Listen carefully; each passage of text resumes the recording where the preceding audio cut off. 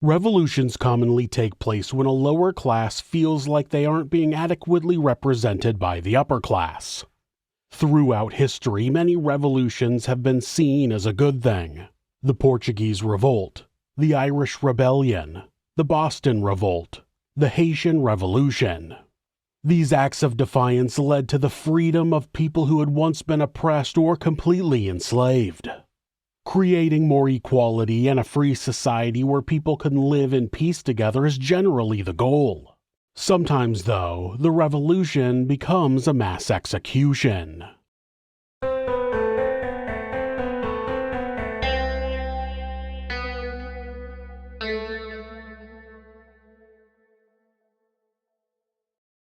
We can't talk about the Reign of Terror without talking about the French Revolution. French society before the Revolution had three rigid divisions called estates. The first estate was the clergy, and the second estate was nobility. Those two estates combined made up just 2 to 3% of the population, but controlled vast wealth and paid no taxes. The third estate was the commoners, which made up 97% of the population and carried most of the tax burden under the principle, the nobles fight, the clergy pray, and the people pay. France's population grew from 21 to 28 million between 1715 and 1789. That growth created an unprecedented need for food and consumer goods. France lost the 7 Years' War in both Europe and North America, which caused France's national debt to increase. By the time King Louis XV died, multiple affairs and excessive personal spending made him hated amongst the French population. King Louis XVI was not expected to do any better and quickly proved the people right. Louis XVI chose to fund the American Revolution as a means of getting back at Great Britain over their prior losses, and, though the war was successful, it caused France to go even deeper into debt. Around that time, a severe drought followed by a terrible hailstorm decimated crops and led to low food supplies. That in turn caused food prices to skyrocket, which led to widespread economic hardship for the Third Estate. The people of the First and Second Estates were doing just fine. They had more than enough food, and the monarchy was spending frivolously. Marie Antoinette, the wife of King Louis XVI and a person who never said, "let them eat cake," was quite fond of the finer things in life, and her daily routine consisted of expensive clothes, ornate hairdos, gambling, and putting on plays for her own entertainment. Since the majority of the people were well aware of the financial situation the country was in, Marie Antoinette became known as Madame Deficit. The country tried to make up its deficit by increasing taxes, which of course were mainly paid by the Third Estate. Land tax, income tax, poll tax, salt tax, wine tax. The commoners were being bled dry while the nobility reaped all the rewards, and it wasn't long before the situation boiled over. Louis XVI made one last attempt to solve the problem by calling a meeting of the Estates General, which was like a parliament but was rarely used, this being the first time in 175 years. The Estates General was made up of people from all three estates, and the king asked them to vote on some issues. The problem was that each estate got one vote despite them each representing a vastly different amount of people, meaning the First and Second Estates always outvoted the Third Estate, so only decisions that benefited the clergy and nobility passed by vote. Because of that, the Third Estate, which represented the majority of the population, formed the National Assembly and started creating their own laws. Despite the king locking them out of the assembly hall, the newly formed National Assembly met in an indoor tennis court and signed the aptly named Tennis Court Oath on June 20th, 1789. They agreed to continue meeting and not give up on their cause until the king agreed to create a constitution. The assembly was interested in creating a constitutional monarchy which would allow the king to remain in power but also give more rights to the commoners. It was a group of radicals within the assembly known as the Jacobins who wanted to completely rid the country of a monarchy. Fearing he would be ousted, the king sent the military to Paris, which caused the National Assembly to fear they were going to be arrested or even executed. They created their own National Guard and took over a military hospital where they collected a large number of rifles. Then they stormed the Bastille, a fortress in Paris that served as a prison. The National Guard forced their way inside and killed the commander of the Bastille, Bernard-René Delaunay. They cut off his head and placed it on a pike and paraded it through the streets. Instead of condemning the violence, the National Assembly accepted it, and it encouraged the people to use any force necessary to win against the monarchy. Soon, the Declaration of the Rights of Man and of Citizen were drafted, and it gave equal rights to every man in the country. And that's meant quite literally, as it did not give equal rights to women, and they'd have to wait until 1944 to see them. At the end of the 18th century, the King and the National Assembly, now called the Legislative Assembly, shared power, but in all reality, the King had much less power. Laws were passed that made the upper class pay taxes and stopped the King from spending tax money on himself. But the Jacobin clubs still wanted the King removed completely, and they got that chance when King Louis XVI tried to flee France. That caused the French people to view the King as a traitor. That in turn caused tension between other countries, and in April of 1792, French armies attacked Prussian and Austrian forces along their border. The French suffered losses, and the Allied forces intended to invade France, but first they sent a letter with a warning. They claimed that, if the King was harmed, they would burn Paris to the ground. Instead of intimidating the French revolutionaries, it incited them to storm the palace, kill many of the King's Swiss guard, and attempt to take him prisoner, but he managed to flee to the Assembly Hall. From there, it was decided that the monarchy would be suspended, and King Louis XVI was powerless.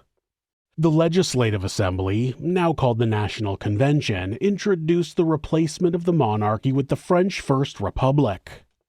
The exact date is debated, but it was around the time the Republic was formed that the Reign of Terror began. One of the most outspoken leaders of the revolution was Maximilien Robespierre, a member of the Jacobin Club. One of Robespierre's causes was his dislike of execution. Now, that didn't mean he wanted no execution, he just wanted fair execution. Previously, there were a great number of execution methods, and it was common for nobility to receive the quick and painless methods, while commoners would receive slow and torturous methods. Robespierre believed that everyone had the right to be executed the same way, and that's where the guillotine came in. It was a newly invented device that swiftly cut the head off of anyone who was unfortunate enough to be deemed worthy of execution. Robespierre eventually became a huge proponent of the guillotine and made it the main method of execution in France. With Prussia and Austria claiming they would not stop fighting until Louis XVI was returned to the throne, the Republic decided the only way to stop them would be to make sure the king was dead. They tried King Louis for treason, where he was found guilty and sentenced to death. On January 21, 1793, Louis was taken from his cell and executed with the guillotine in front of a crowd of cheering citizens. Once the king was dead, the National Committee, which had already started separating into competing factions, became even more disconnected.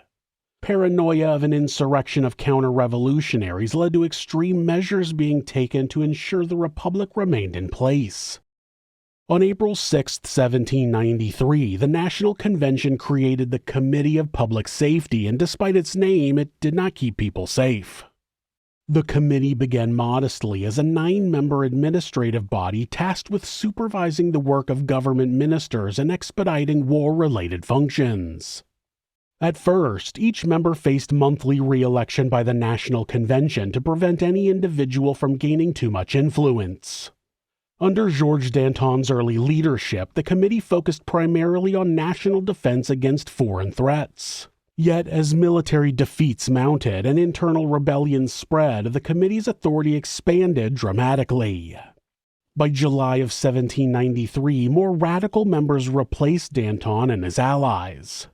The convention formally granted the committee executive power in December of 1793, and through the law of 14 Frimaire, it acquired virtually dictatorial control over France's government, military, judiciary, and legislature.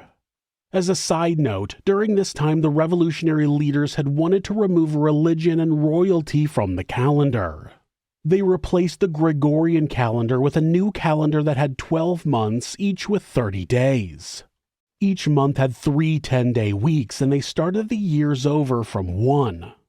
They also converted time to a decimal system. Each day had 10 hours, and each hour had 100 minutes. It was completely convoluted, and it lasted 12 or so years, though many people in France never used the decimal time. They renamed all of the months, so the law of 14 Frimaire translated to the law of December 4th. When reading about the French Revolution, you'll sometimes see these oddly named dates appear after the creation of the Republic. On July 27, 1793, Robespierre joined the committee, bringing with him a distinctive philosophy that would define the Terror. Robespierre believed that democracy required virtue among its citizens. Throughout his career, he had championed equality, advocating that, quote, all Frenchmen must be admissible to all public positions without any other distinction than that of virtues and talents. As France faced increasing threats, Robespierre developed a dark corollary to his belief in virtue: the necessity of terror. Under his guidance, the committee made terror an official government policy, the first such instance in history. For Robespierre, terror wasn't merely practical, but philosophically essential. He articulated his vision clearly. The government must be terrible so the people don't have to be. On September 17, 1793, the convention passed the infamous Law of Suspects, effectively weaponizing paranoia. That decree authorized local revolutionary committees to arrest anyone who, quote, by their conduct, relations, or language spoken or written, have shown themselves partisans of tyranny or federalism and enemies of liberty. The deliberately vague wording allowed for nearly limitless application. It meant that not only would active treason be a crime, but simply not doing enough to support the government would be a crime. It also made anyone who had been nobles prior to the revolution suspects, along with anyone who had family who had fled the country and people who simply couldn't justify their means of existing. The consequences were immediate and devastating. Over 200,000 citizens were detained under the law in 1793 and 1794. Revolutionary tribunals gained authority to try suspected traitors and punish them with death. The law effectively transformed the justice system into an enforcement arm of the revolutionary government. Perhaps most chillingly, the law of suspects inverted the principle of innocent until proven guilty. Subjects had to prove their innocence from whatever claim the Committee of Public Safety had made against them. But the claims were vague, and if they were inaccurate, how did someone go about proving that? Combined with the committee's growing powers, that created a machinery of repression that touched every corner of France. Revolutionary surveillance committees drew up lists of suspects, issued arrest warrants, and sealed their papers, creating an atmosphere where no one was truly safe. The Revolutionary Tribunal of Paris, established in March of 1793, became the primary instrument of revolutionary justice. Initially composed of 5 judges, a 12-man jury, and a group of prosecutors led by the notorious Antoine Fouquier-Tinville, who had posthumously earned the nickname the provider of the guillotine. The tribunal was charged with trying political offenders, and at first it functioned with relative restraint. In its early months, about half of those arrested were acquitted. Nonetheless, after the Law of Suspects passed in September of 1793, the tribunal's power expanded dramatically, and it gained authority to try anyone merely suspected of counter-revolutionary sentiments. The date 22 Prairial Year 2 in the revolutionary calendar was June 10, 1794. The National Convention passed the Law of 22 Prairial, marking the beginning of what historians call the Great Terror. That devastating law streamlined the path to execution by denying the accused any effective right to self-defense or legal assistance. Most crucially, it eliminated all sentences except acquittal or death. This may not come as a surprise, but execution rates skyrocketed from an average of 5 per day to 28 per day. While Paris became synonymous with the guillotine, the Reign of Terror took on even more horrific dimensions in France's countryside. Throughout the provinces, revolutionary violence escalated as the government sought to crush all perceived opposition with unprecedented brutality. In the port city of Nantes, Jean-Baptiste Carrier, the local representative on mission, devised a particularly gruesome execution method. From November of 1793 to February of 1794, Carrier ordered mass drownings, euphemistically called vertical deportations or national baths, where prisoners were loaded onto barges that were deliberately sunk into the Loire River. The first drowning on November 16, 1793, claimed 160 Catholic priests who had refused to swear loyalty to the revolutionary government. As that method proved efficient, Carrier expanded its use, ordering between 7 and 11 drowning executions with 300 to 400 victims each time. Perhaps most disturbing were the Republican marriages, where a naked man and woman were bound together before being thrown into the river. The drownings in Nantes claimed between 1,800 and 4,800 lives, with some estimates reaching as high as 10,000. Victims included priests, nuns, women, children, and even infants. The Vendée region's conservative Catholic population revolted in March of 1793, primarily in response to revolutionary anti-Catholic measures and military conscription. After initial rebel successes, the Republican forces regained control, decisively defeating the rebels at Cholet in October of 1793 and Savigny in December. Those battles ended with the massacre of anyone, regardless of combatant status, age, or sex. But the worst was yet to come. In January of 1794, General Louis-Marie Turreau deployed 12 infernal columns, a column being a type of military formation with orders to turn the Vendée into an uninhabitable desert. Those columns implemented a scorched earth policy, burning villages, destroying crops, and indiscriminately slaughtering civilians. Even those who had remained loyal to the Republic were murdered, as soldiers reasoned that any true patriots would have already fled. That systematic massacre claimed approximately 50,000 Vendéan lives, about 20% of the pre-war population. Beyond Nantes and the Vendée, revolutionary armies enforced the terror throughout France. On September 9, 1793, the convention established paramilitary forces specifically to extract grain from farmers and enforce revolutionary decrees. Those forces operated with virtually unlimited power, suppressing revolts in Lyon, Marseille, Bordeaux, and Brittany.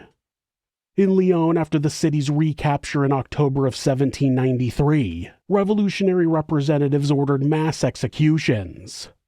Indeed, the pattern repeated across France: arrest, summary trial, execution, as revolutionary paranoia transformed into institutionalized violence. Among the guillotine's most famous victims was Queen Marie Antoinette. Her trial exemplified the tribunal's evolving nature. Unlike her husband's trial, which involved concrete evidence, her charges were largely based on rumors and hearsay. After 40 witnesses and scandalous accusations including orchestrating orgies in Versailles, sending money to Austria, planning the massacre of the National Guards in 1792, declaring her son to be the new king of France, and even incest with her young son, she was convicted of treason. Some historians believe the outcome of the trial had been decided in advance by the Committee of Public Safety after they had uncovered a plot to free the Queen which had failed in August of 1793. Dressed in white with her hair cut short, she was paraded through Paris in an open cart before being guillotined at 12:15 p.m. to cheering crowds. Her body, like her husband's, was thrown into an unmarked mass grave. Both bodies would later be exhumed and reburied in the necropolis of French kings. In 1794, Robespierre established the cult of the Supreme Being as a state religion. One of the major interests of the revolutionaries was to remove the Roman Catholic Church from having power over the country. The newly formed republic had introduced the cult of reason as the new state religion. That was an atheistic belief system that's core principles were taken from reason, liberty, and nature. The problem was that Robespierre was a deist, and though he disliked Catholicism, he also disliked atheism. As his power grew, he devised the cult of the Supreme Being, and the National Convention authorized it to be the state religion in May of 1794. Despite eliminating opponents to both left and right in spring of 1794, Robespierre's position grew increasingly precarious. His influence faced challenges within the Committee of Public Safety itself, plus hostility from the Committee of General Security.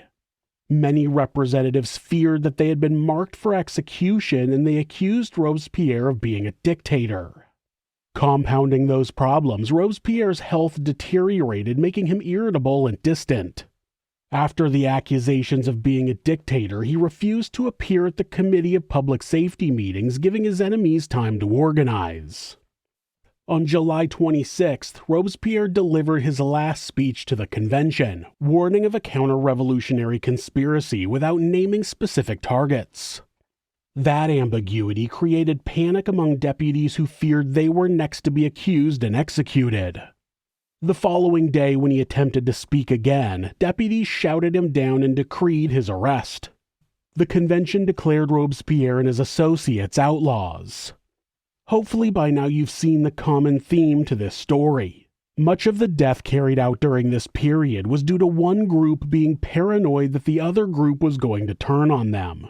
There was less effort to improve the lives of the people than there was for various factions fighting with each other and carrying out preemptive arrests and executions. What happened next is referred to as the Thermidorian reaction. Thermidor was the name of a month in the new calendar and happened from July 20th to August 19th. It was specifically on July 27th that Maximilien Robespierre was imprisoned, but he and 4 other prisoners escaped. At 2 a.m. the following morning, troops entered the Hôtel de Ville where Robespierre and his supporters were hiding. It's believed that Robespierre shot himself in the mouth in an attempt to escape arrest, but was unsuccessful, leaving him with a broken jaw. He was held in custody for the rest of the morning until a revolutionary tribunal assembled around noon. At 2 p.m., Robespierre and 21 supporters faced the guillotine. In the following days, another 82 Robespierrists were executed. Robespierre's execution marked the end of the Reign of Terror, and the National Convention began rolling back the extreme laws that had been put into place, but the violence didn't end immediately. What became known as the White Terror rolled through the country, and anyone who had supported Robespierre or the Jacobin clubs were seen as criminals. Local attacks on those groups were carried out for about a year following the fall of Robespierre. The Jacobins attempted to seize power in May of 1795 when they stormed the National Convention meeting hall, killed one deputy, and demanded a new government be formed. A number of other deputies sided with the Jacobins, but the army quickly cleared the hall and everyone was arrested, including the defecting deputies. More Jacobins seized the Hôtel de Ville but didn't gain much support and were arrested soon after. Royalists and Catholic rebels in Brittany formed an army in June and organized a revolt, but were also quickly forced to surrender. Over that year that followed the Reign of Terror, the Thermidorian reaction dismantled the terror apparatus. First, prisons were emptied and the law of 22 Prairial was repealed. The Revolutionary Tribunal was reformed and Jacobin clubs were purged, also making it illegal for any remaining clubs to communicate with each other. The Committee of Public Safety lost its authority for the remainder of its life. At the end of 1795, a new constitution was established and the French Directory was formed as the new system of government. In the changeover from the National Committee to the French Directory, the Committee of Public Safety disappeared from existence. The new government wouldn't last, though, due to more corruption and the influence of a young general named Napoleon Bonaparte. The coup of 18 Brumaire, which, you guessed it, actually meant November 9, 1799, made Napoleon the first consul of France, giving him unlimited power. That's considered the end of the French Revolution, which ultimately led to Napoleon becoming the first emperor of France in 1804. Following Napoleon's reign, the country returned to a constitutional monarchy with the accession of King Louis XVIII. If you're wondering what happened to King Louis XVII, he was the son of Louis XVI and was taken from his parents after their arrest. Revolutionaries turned the boy against his parents and used him as a tool for their cause, but they didn't take very good care of him and he died of mistreatment at the age of 10. The French Revolution had effectively changed the government into a constitutional monarchy, but that wasn't enough for the radical revolutionaries at the time. They wanted to completely remove any religion and royalty from the French government. That led to the Reign of Terror, which was a year where the people of France were subjected to fear, accusations, unfair trials, and execution. Approximately 17,000 people had been officially executed during the Reign of Terror, with perhaps 10,000 more dying in prison or without trial. The most outspoken people who had promoted rights and the equality of all men had become the most tyrannical leaders that France had ever seen. When they were finally taken out of power, they were eventually replaced by a constitutional monarchy, the very same system of government they had destroyed. The Jacobins had believed that laws should be made by the people to benefit the people, which was a very radical idea. The way many governments worked at the time was that laws were determined by the king or God, generally delivered through the king or his clergy. They were the ones who knew what was best for the people. Why else would they be king if they didn't know what was best for everyone? Ignore the fact that they ruled the land simply because they were born into the family and had no more knowledge than anyone else. It's actually arguable that they had less knowledge of what was good for the people because they lived lives far detached from the commoners' lives. They created laws from their palace without actually knowing what it was like to tend a farm, bake the bread, or build the houses. To suggest that man should be responsible for their own laws was unthinkable at the time, but it led to a reduction in monarchical societies, and democracy saw a major uprise throughout the following centuries. It's impossible to pinpoint the very first revolution, likely thousands of years BCE, and they continue to this day. We still see people rise up and fight for change in their respective countries, leading to positive change. Of course, not all revolutions are victorious, and they don't all have good intentions. Then there are the ones that fall in between. The French Revolution being one that was seeking equality but ultimately got oppression. It's clear that people will always stand up and fight for what they believe is right. Just be careful that your sacrifice doesn't lead to more suffering. Thanks for watching This Is Monsters. New episodes are uploaded twice a week on Mondays and Thursdays. There are occasional bonus episodes covering unsolved cases and criminal history. If you have a suggestion for a case you think I should cover, leave it in the comments. You can always follow the channel on Instagram at thisis_monsters and purchase merch at thisismonsters.com. Thanks so much, and be safe.